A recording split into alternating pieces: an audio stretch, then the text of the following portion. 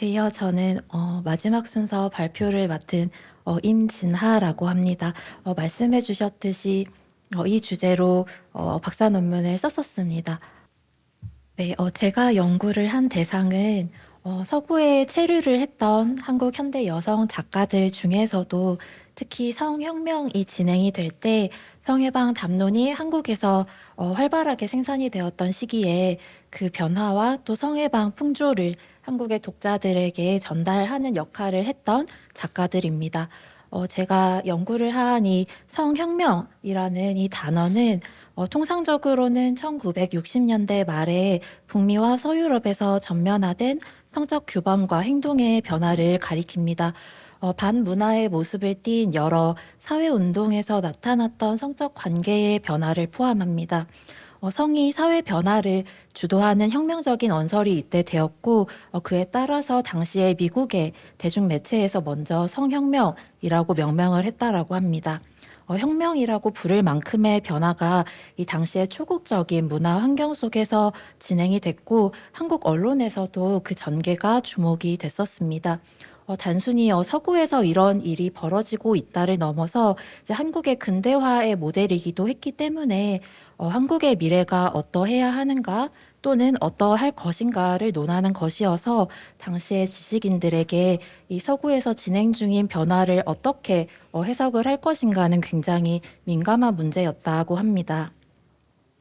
1960년대 중반에 우리 잡지를 보면 이미 미국과 유럽 곳곳에서 터져 나오는, 심지어는 소련의 청년들에게서도 터져 나오는 변화라든가 성적인 자유의 열기 같은 것들이 관심을 가지고 관찰이 됩니다. 여러분들께서도 아마 이름을 들어보셨을 전혜린의 경우에도 그런 글을 싣는데요. 당시 전후 독일 사회에서 가정과 교회의 권위가 흔들리고 성도덕이 크게 변화하며 성적인 근기가 점진적으로 소멸이 되고 있다. 이런 변화를 소개를 해줍니다. 이뿐만 아니라 여성들이 경제적으로 자립을 하는 추세이고 피임법 발달 같은 것도 나타나고 있다. 이렇게 전합니다. 일부를 한번 발췌를 해보면 종족 보존으로서의 사회적인 기능을 점점 상실을 하고 이제 젊은 세대에게 있어서 섹스라는 거는 말 그대로 섹스로서 받아들여지기 시작을 했다라는 것입니다. 독일뿐만이 아니라 구미 전반에서 나타나는 흐름이었고 또 말씀을 드렸듯이 60년대 후반에 전면화되어서 미국과 한국 언론에 오르내릴 성혁명의 전조가 이때부터 이미 얘기가 되고 있었던 것입니다. 한국에서도 60년대 후반 이제 70년대로 넘어가면 점점 이런 성적인 해방이라든가 개인의 자유를 추구하는 이런 젊은 세대의 변화가 가시화가 되고 있습니다. 그리고 서구로 나가는 이들 역시도 크게 증가를 했습니다.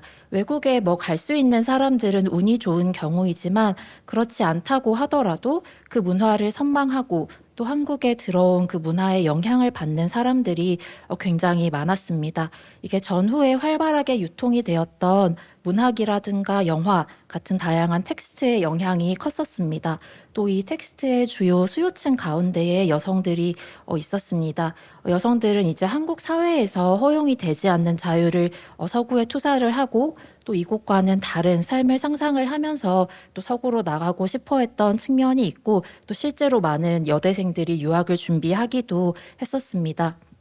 이들과 더불어서 이 60년대 곳곳에서 어떤 변화들이 감지가 되고 또 70년대에는 우리도 이제 어떤 혁명적인 힘이 점점 드러나고 있다. 이렇게 얘기를 할 만한 문화적인 현상들이 나타납니다. 그런데 당시에 이 여성들이 국경을 넘어서는 이런 동시대의 변화와 조응을 하면서 무엇을 욕망을 하고 또 상상하였는가는 사실 매체에서는 많이 드러나 있지는 않습니다. 이 당시에 청년 문화가 유행을 하면서 성적인 자유를 추구하는 이런 청년 세대의 욕망이 재현이 되었지만 주로 남성 작가들의 시선에서 그려져서 이런 텍스트들이 굉장히 유행을 했지만 정작 여성들의 욕망은 좀 대변이 되지 않아서 당시에 여러 여학생들이라던가 여성 지식인들에게 또 비판을 받기도 했었습니다. 성적인 자유라는 것을 좀 긍정적으로 의미화를 한다고 해도 그게 여성들에게는 좀 적용이 되지 않고 말로는 이제 자유가 또 의미가 있다고 하는데 실제 사적인 관계에서는 그런 여성들을 좀 뭐 꺼려 한다라던가 결혼 상대로는 좀 배제를 한다라던가 이런 문제들도 있었고 또 성적인 자유라는 것이 남성과 여성에게 똑같은 의미로 경험이 될 수가 없기 때문에 또 여성주의 진영에서는 또 그런 차원의 또 어려움들이 있기도 했고 이런 여러 가지 맥락들로 인해서 이제 여성의 시선에서 성적인 자유라는 것을 상상하고 이것을 매체를 통해서 표현을 하는 것은 좀 쉽지 않았던 현실이 있습니다. 그리고 이제 서구에서 진행 중인 성해방 풍조가 경계가 되었기 때문에 구미로 유학을 다녀온 여성들 또 그곳에서 머물렀던 여성들에 대해서 부정적인 시선이 높아지기도 했습니다. 심지어는 구미로 유학을 다녀온 남성들이 내 동생, 내 딸은 유학 못 보낸다 이런 말들을 하기도 하고 그래서 이제 유학을 다녀온 여성들은 좀 공적인 곳에서는 그런 말을 안 하고 그런 경험 같은 것들을 좀 감췄던 측면도 있습니다.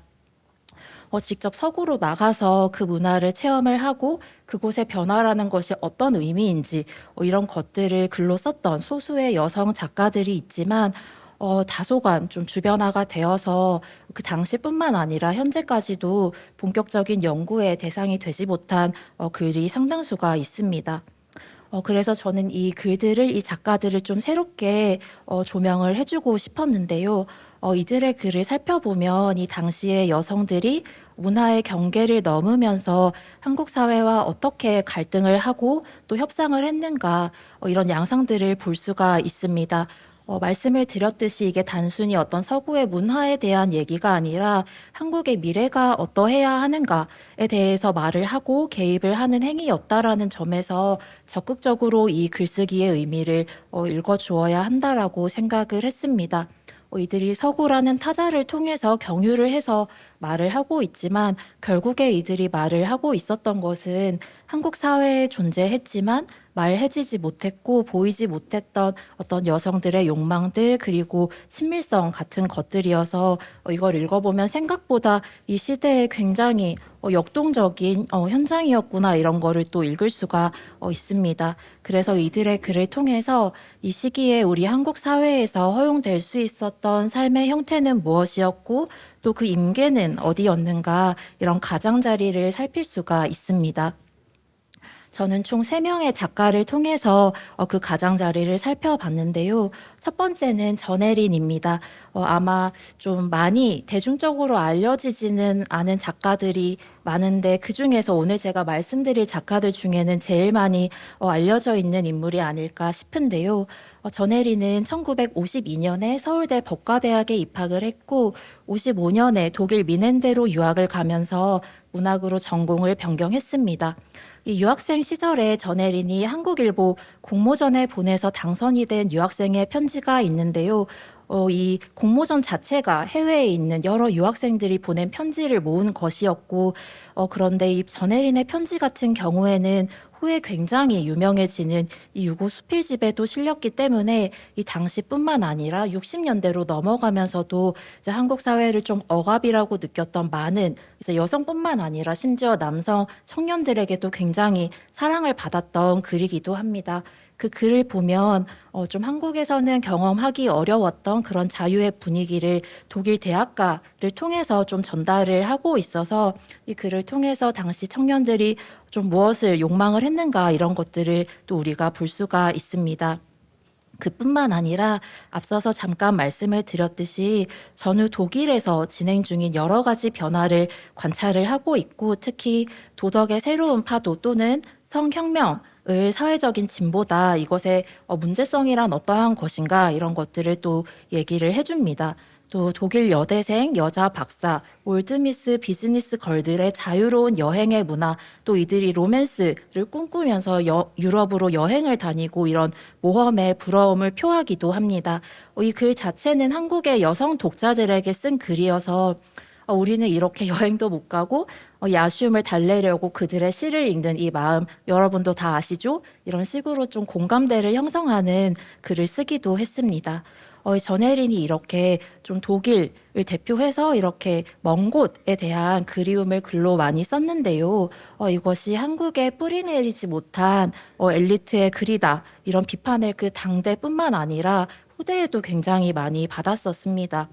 그렇지만 이 한국 여성의 현실이 과연 그때 어떠한 것이었는가를 우리가 생각을 해보면 먼 곳에 대해서 꿈을 꾸고 그것에 대해서 글을 쓰는 것이 굉장히 현실적인 문제이고 또 급진적인 태도였다라고 우리가 생각을 할 수가 있겠습니다. 또 유럽 유학을 다녀온 굉장히 소수의 여성이었기 때문에 이 인물은 굉장히 예외적이다. 또 서구에 경도되고 말았다. 이런 얘기를 듣기도 했지만 어떻게 보면 이렇게 예외적인 인물이 됨으로써 이 당시에 한국의 여성으로서는 좀 용납이 될 수 없었던 여러 가지 자아를 글로써 드러낼 수 있기도 했는데요. 특히 뚜렷했던 것은 남녀의 결혼으로 이루어지는 시민적인 가정과의 갈등이었습니다. 전혜린 본인이 서울대 법대 동창과 결혼을 해서 아이도 낳고 가정을 꾸렸는데요. 또 그렇게 해서 이 근대적인 모범 가정으로 조선일보에 막 글이 실리기도 하고 그랬었는데 후에는 이제 이혼을 하게 됩니다. 이 전혜린이 글을 쓴 것을 보면 이런 시민적인 가정을 꾸렸음에도 불구하고 또 남들이 봤을 때는 부러움을 살 만한 어떤 삶의 양태이지만 그것에 대해서 좀 권태를 느끼면서 자신과는 다르게 비혼의 상태로 살고 있는 오랜 친구에 대한 그리움을 표하기도 합니다. 이 주혜라는 친구는 전혜린이 독일로 유학을 갈 때에도 굉장히 큰 역할을 했던 친구인데요. 이 친구가 이미 먼저 미국에 가 있었고 그래서 전혜린에게 뭐 독일로 갈 수 있는 그런 인맥 같은 것을 소개를 해주어서 다소 충동적으로 또 이제 독일로 유학을 준비를 하게 되었다라고 회상을 하고 있습니다. 이 여학교 시절 이 친구와의 관계는 전혜린의 여러 가지 글에서 가장 순수하고 또 관념적인 사랑이었다라고 회상이 됩니다. 또 어떤 글을 보면 이 친구와 이 남편과의 관계를 하나의 이니셜로 표현을 해서 모르는 사람이 읽으면 마치 이 학창 시절부터 이 사랑을 했던 이 사람과 결혼을 해서 가정을 꾸린 것처럼 혼동이 돼서 읽힐 수도 있는 그런 식으로 글을 쓴 것도 있어서 굉장히 흥미로운데요. 이렇게 시민적인 가정에 안분하는 삶이 부럽고 또 그런 삶이 건강하다라고 보는 사회적인 시선에 나도 동의를 한다. 그럼에도 불구하고 나는 그 건강성을 얻을 수 없는 어딘지 병적인 존재인 것 같다. 이런 절망의 표현들이 전혜린의 글에 굉장히 많이 있습니다. 이런 자신이 고백하는 병적인 기질이라는 것은 사실은 사회가 규정하는 정상성에 대한 파괴 의혹의 다른 표현으로 읽을 수 있을 것 같습니다. 전혜린이 전후 독일 문학의 여러 새로운 조류 또 젊은 세대의 투쟁을 굉장히 관심 있게 살펴보고 또 자신이 공감을 했던 여러 작가들의 텍스트를 소개를 하기도 하는데요. 그 중에 한 텍스트를 보면 이런 젊은 세대의 투쟁을 사랑이라는 단어로 이제 모아낸 작품을 소개를 하고 있습니다. 이 소개를 하면서 전혜린이 이런 얘기를 하는데요. 지상에서는 이상적인 사랑이 불가능하고 특히 여성들은 이런 나날의 질서나 위대한 인습과 화해를 하기 어렵다. 이런 얘기를 합니다. 전혜린이 이렇게 꿈꾸었던 이상적인 사랑이라는 것은 좀 영혼의 차원에서 소통이 되는 것인데 그걸 이 인물이 실제로 이상적으로 경험을 할 수 있었던 대상은 주로 앞서 말씀을 드렸던 여학교 친구를 비롯한 가까운 여성들입니다. 전혜린뿐만 아니라 이 당시에 이렇게 결혼하지 말고 우리끼리 살다가 죽자 이렇게 했던 여학생들이 우정 이상의 맹세를 맺는 이런 것들은 여러 일화가 있는데요. 그 맹세의 연장선에서 함께 유학을 준비를 하다가 아버지 때문에 가로막혀서 여학생이 자살을 하는 이런 일이 신문에 오르내린 일도 있습니다. 흥미로운 것은 이 당시에 실린 한 기사를 보면 이렇게 죽은 이화여대 여학생의 무덤에 친구들이 몇 가지 책을 넣어주는데 그중에 전혜린이 번역을 했었던 사강의 소설도 있다는 것입니다. 사강은 1950년대 후반 60년대 초에 한국에서 대단히 유행을 했던 여대생 소설에 영향을 미쳤던 프랑스의 아주 젊은 여성 작가였는데요. 이런 일화를 보면 이 당시에 우리 나라의 여학생들에게 있어서 책이라는 것이 그들의 내면을 서로가 소통을 하고 또 대안적인 세계를 꿈꿀 수가 있고 실제로 현실에서 어떤 이동을 함께 준비하게도 했던 매개이구나라는 것을 알 수가 있습니다.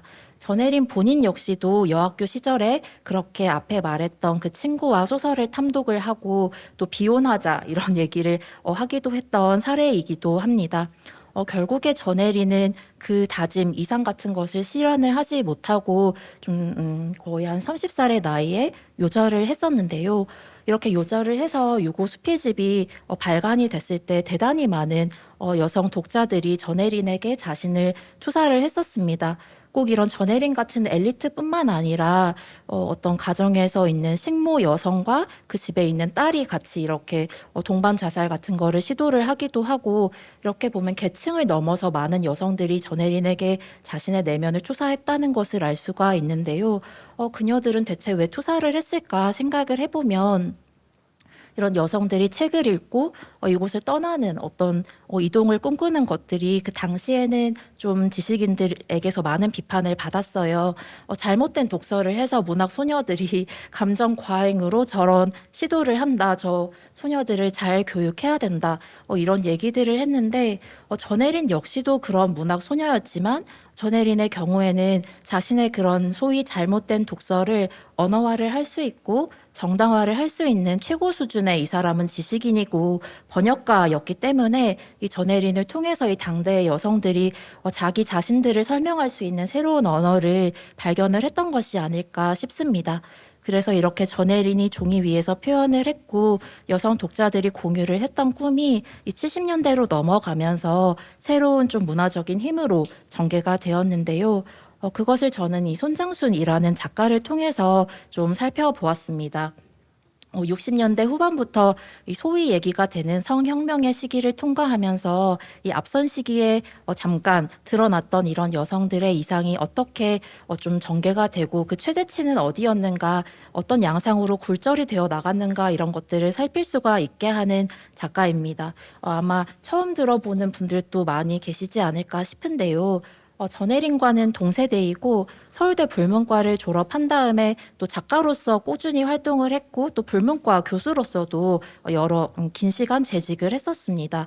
전혜린과는 다르게 한국인으로서의 정체성을 분명히 하면서 뿌리를 내리는 일의 중요성을 거듭 강조를 했었던 작가이고 그래서 이제 문단에서도 자리를 잡을 수가 있었습니다. 대표작이 60년대 중반에 연재가 되었던 한국인이라는 작품인데요. 제목을 보면 이미 아마 이 작품이 어떤 작품이겠구나 조금 예상을 하실 수가 있을 것 같아요. 이 작품은 전후 한국에 대단히 만연했던 이런 니을 같은 것을 극복하고 성실한 시민으로서 가정을 꾸리고자 하는 불문과 출신 여성의 고초와 성장을 그리고 있습니다. 손장순 자신이 졸업을 했던 여고 그리고 무슨 대학 불문과 이런 것들이 좀 겹쳐져 있어서 이 작가의 좀 자전적인 면이 반영이 된 소설이다 이렇게 읽히기도 하는데요. 이 인물의 서사 한편에는 몸은 이곳에 있으면서도 마음은 미국에 가 있는 모순, 느끼고 생각하고 기대하는 일체가 미국의 것인데 몸은 된장찌개와 김치내가 나는 온돌방의 귀속이 되어야 하는 복잡한 갈등 때문에 결혼이 파국에 이르고 양공주가 되었다가 결국에 자살을 하는 영문과 출신 여성이 반면교사로 놓여 있습니다. 이렇게 건강한 시민으로 거듭나기 위해서 고투를 하고 남편과의 관계에 충실하려는 과정에 이 동창과의 친밀성이 문제가 되는 모습이 그려져서 재미있기도 한데요. 이 여성들이 너무나 친밀해서 남편이 그녀들을 보면서 질투를 하고 나 소외됐다 이렇게 생각을 하기도 하는데 또 이 동창 같은 경우에는 한국 남자들은 대화가 안 통하는데 차라리 나는 내 친구가 더 매력적이다 이런 생각을 하는 것들이 또 나오기도 하는데 이 남편이 너무 소외감을 느끼고 대단히 불편해하는 모습 때문에 이런 그녀들의 즐거운 시간이 지속이 되지 못하고 결국에 소설의 결말에서 동창은 한국에 정착을 하지 못하고 다시 미국으로 떠나게 됩니다. 이렇게 프랑스나 미국 문학을 전공을 하고 또 그곳에 유학을 가기도 하는 여성들의 도가 지나친 우정, 동성애가 승화된 우정, 이런 것들이 이후에도 손장순 소설 곳곳에서 모습을 드러내는데요. 공통적으로는 결국에 서사에서 이 여성들이 추방이 됩니다. 혹은 이 여성들의 관계가 이제 추방이 되는데요. 그 과정에서 이제 주인공들이 항상 위기를 겪고 내적으로 흔들리는 이런 모습들이 있어서 이렇게 사치스럽고 불건강한 존재다라고 규정이 된 이런 서구와 친화적인 이 여성들이 한국에 뿌리 내린 존재로 인정을 받기 위해서 좀 시민으로서의 자기 자리를 얻기 위해서 어떤 것들을 좀 억압하거나 상실을 해야 했는가, 이런 것들을 이 손장순 소설을 통해서 볼 수가 있습니다. 서구 문학을 손에 든 이런 여성들을 부정적으로 보는 시선에 반하여서 건전한 시민으로서 이 여성을 제시하려고 하는 시도가 손장순 소설에서 지속이 되고, 70년대 중반에는 손장순이 프랑스 정부 초청을 받아서 소르본 대학에 체류를 하고 돌아온 뒤에 이렇게 파리에서 유학을 하는 여성들의 생활이라든가 귀국 후에 그녀들이 정착을 하는 과정이 여러 소설에서 그려집니다.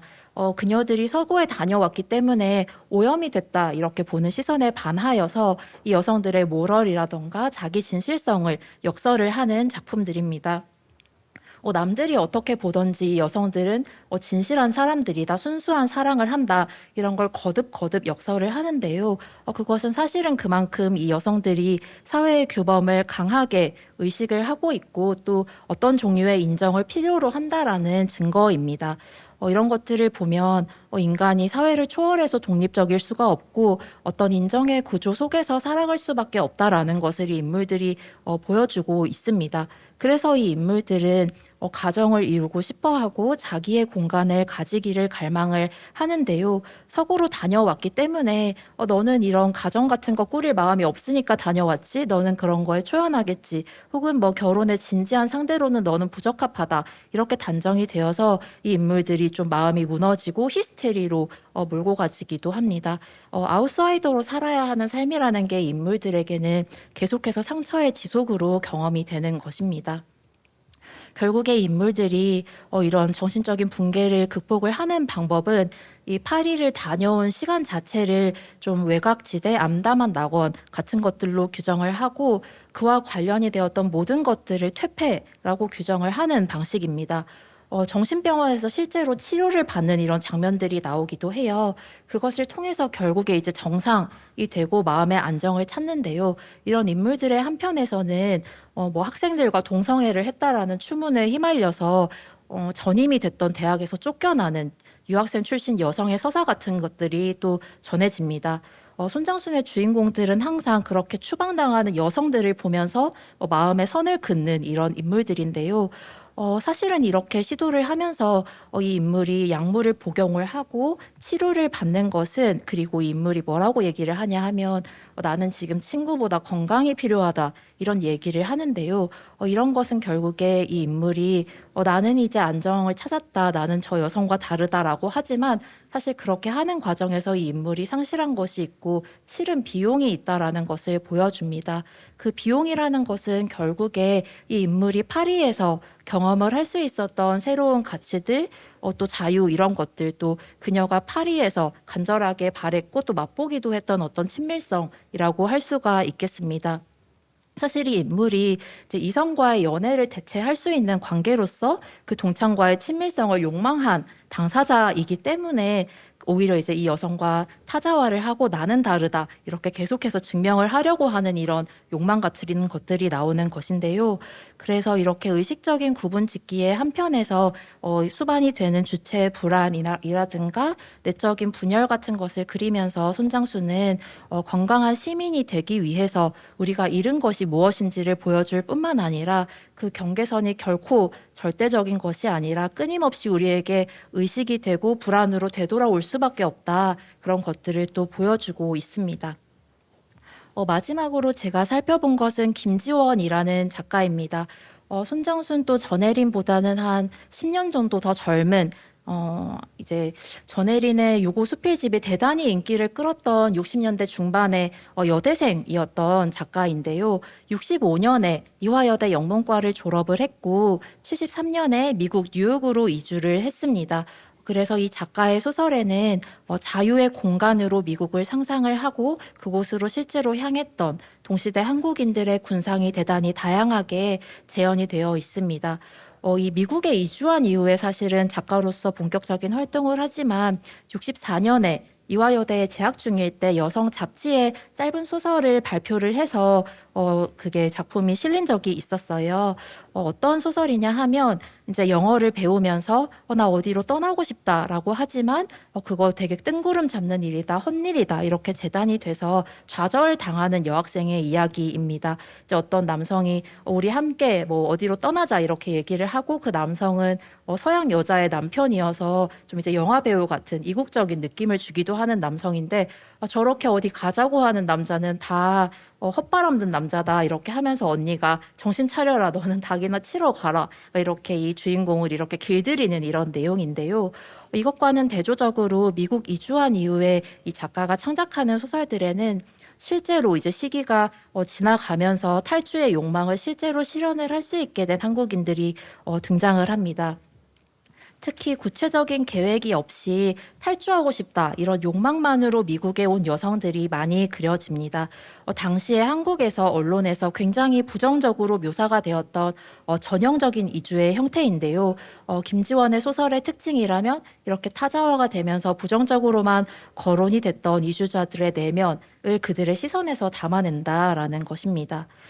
김지원의 소설은 뿌리를 내리는 것이 선택의 차원만이 아니다라는 것을 우리에게 보여줍니다.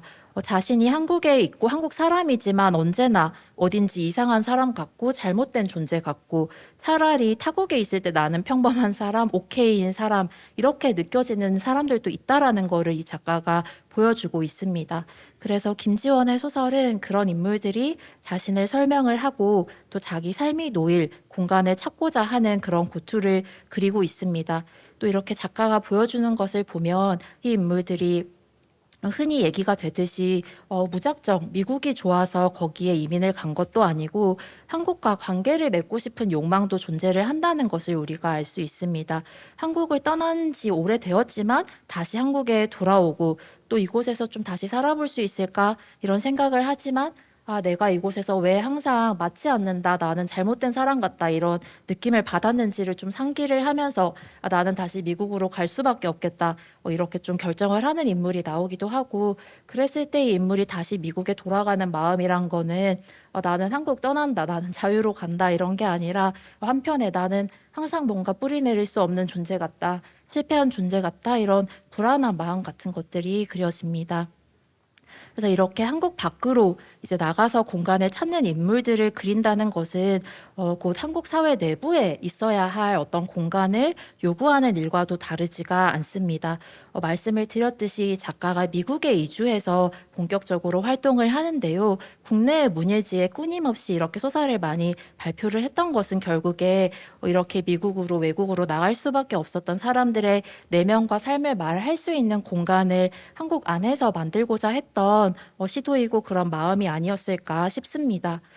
김지원은 이제 사회가 기대하는 대로 자기 몸을 통제하지 않으면 언제라도 고립이 될 수 있고 추방이 될 수 있다라는 것을 느끼는 여성들의 현실적인 불안과 공포를 굉장히 현실적으로 그리고 있습니다. 또 나는 너무 살고 싶어서 이 사회에서 추방당하지 않기 위해서 자기 몸을 학대하고 뭔가 거의 죽음에 가까운 어떤 행동들을 하는 모습들이 그려지기도 합니다. 그래서 이런 인물들에게는 사실은 오히려 이 외국에 부정적으로 여겨졌던 어떤 오염된 세계라는 것이 전혀 다르게 경험이 되는데요. 결혼을 하지 않고 이혼하고 혹은 성전환하고 같은 여자를 애인으로 삼기도 하는 이런 여자들의 소식이라는 것을 접하는 것은 오히려 이 주인공들에게는 나도 삶을 살아볼 수 있겠다라는 용기를 주기도 합니다. 또 미국의 서가에서 좀 여성들이 읽는 은밀한 잡지 같은 거에 있는 성적인 고백을 읽으면서 자신의 욕망을 재발견하는 재미 한인 여성이 그려지기도 합니다. 그래서 이 책을 그 잡지를 읽으면서 자기 내면을 설명해주는 텍스트를 만났을 때 이 인물이 처음으로 이해받는 경험이라는 것을 하고 그 내면의 말을 하는 그 즐거움을 누리는 모습도 있고요.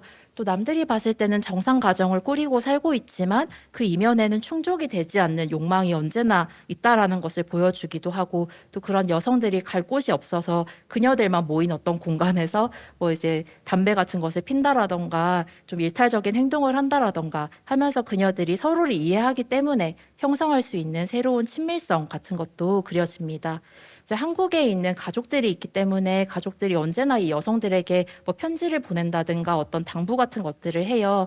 이제 오염된 그런 세계에서 자기를 잘 간수해야 여성은 인생을 살기가 편하다. 몸 간수 잘해라. 뭐 이런 메시지들일 텐데요. 그렇지만 김지원 소설의 여성 인물들은 오히려 이런 오염된 거리의 공간에서 좀 가부장적인 한국 문화의 폭력으로부터 피할 수 있는 가능성을 얻습니다. 그 거리는 모든 것이 허용이 되고 받아들여지는 세계이기 때문에 그곳에서 이 인물들이 처음으로 자신을 좀 자연스럽다, 당연하다, 올바르다 이렇게 느낄 수 있게 되고, 더 중요한 것은 그 감각과 더불어서 이 인물들이 나도 처음으로 좀 이 세계의 발이라는 거를 디뎌볼 수 있겠다, 이런 가능성을 느끼게 된다라는 것입니다. 그러면서 이 인물들이 처음으로 자신의 미래라는 것을 건설해보겠다 이런 생각을 하기도 합니다. 그래서 결국에는 어디론가 떠나고 싶다, 날고 싶다 이렇게 생각하는 인물들의 공상과 탈주의 마음이 도착하는 장소라는 것은 어떤 특정한 지역 장소라기보다는 다른 사람이 되지 않아도 되는 생긴 대로의 나로 있을 수 있는 어떤 공간일 텐데요. 이 작가가 실제로 이 작품에서 많이 그리는 공간이 그리니치 빌리지인데, 이게 미국의 성혁명이 가장 첨예하게 진행이 되었던 장소예요. 그래서 소설에 보면은 레즈비언과 게이는 뭉쳐라 이렇게 외치는 시위대를 이 주인공이 목격을 하고 어떤 감동 같은 것을 느끼기도 합니다. 이 인물이 그런 인물은 아니지만 자신을 이렇게 레즈비언으로 정체화하고 이런 인물은 전혀 아닌데요. 그럼에도 불구하고 저들과 나는 다르다라고 느끼면서도 왜 감동을 받느냐 했을 때는 나는 저렇게 목소리 내서 외칠 수 있는 성격이 전혀 아니고 나는 상상조차 할 수가 없는데 그럼에도 불구하고 내가 겪었던 것과는 다른 세계의 질서라는 게 가능하구나 라는 것을 저 사람들이 보여주고 있어서 이 인물이 어떤 감동을 느끼고요. 이것은 김지원 이 작가가 작가의 말에 적고 있는 그 작가 본인의 감정이기도 합니다. 김지원이 그 거리에 실제로 살았고 그래서 매일 벌어지는 온갖 종류의 시위와 행렬, 외침 같은 것들을 볼 때에 자신이 몰랐던 세상을 늘 공부를 하게 된다라고 적고 있습니다. 그래서 그 공간에서 쓰여진 김지원의 소설은 이제 기존의 질서를 우리가 재생산하는 것, 그것이 중요한 것이 아니라 이 세계에서 상상이 될 수 없는 미래의 가능성이라는 것이 우리에게 필요하다. 우리는 대체 어떤 세계를 재생산을 할 거냐, 상상을 할 수가 있냐, 그 세계는 대체 누구의 미래를 상상하고 있냐, 이런 질문들을 이 작가가 던지고요. 또 그 가능성을 만들고 삶을 지속하게 해주는 것은 좁은 의미의 식구가 아니라 이렇게 다양한 관계들이라는 것을 보여주면서 이 사람들이 이제까지 어떤 공간을 열어왔는가, 또 앞으로 어떤 공간을 열어갈 것인가 이런 것을 보여줍니다. 네.